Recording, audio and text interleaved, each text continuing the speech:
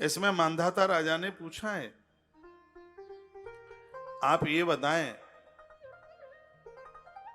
कि एकादशी में दसवीं पड़ रही है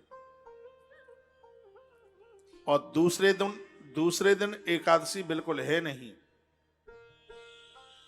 तो इसमें फिर क्या करें? इस बात को बहुत ध्यान से सुन लें। ग्रंथ में वर्णन है, एकादशी में यदि दसवीं पड़ रही है, इसको दसवीं भेदा एकादशी कहते हैं। भूल करके भी उस 11वें व्रत ना करें।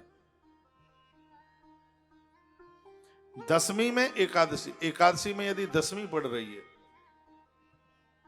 तो वह व्रत बिल्कुल ना किया जावे। दूसरे दिन एकादशी बिल्कुल नहीं है, पहले दिन एकादशी है और उसमें दसवीं नहीं है, तो एकादशी जरूर करनी चाहिए। दूसरे दिन एकादशी बिल्कुल नहीं है और पहले दिन एकादशी पूरी है और उसमें दसवीं नहीं है, तो पहले दिन की एकादशी करनी चाहिए। पहले दिन एकादशी है और उसमें दसवीं भी है,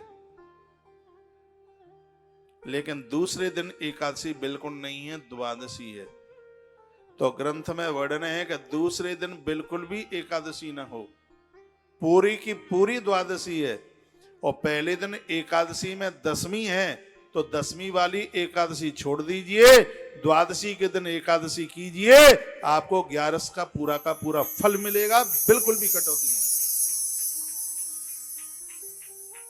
ये बात फिर मैं दोबारा से रिपीट करूंगा।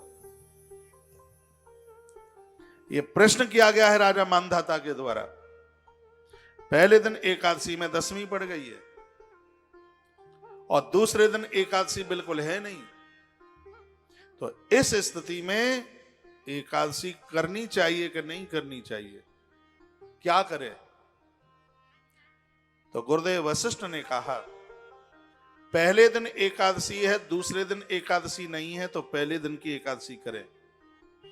पहले दिन एकादशी में किंचित मात्र भी यदि दसवीं है और दूसरे दिन एकादशी नहीं है, द्वादशी है, तो गुरुदेव वशिष्ठ कहते हैं कि दसवीं युक्त एकादशी को छोड़ दो, द्वादशी वाले दिन एकादशी का व्रत करो, आपको 11 का व्रत ही संपूर्ण रूप से उसके फल की प्राप्ति हो।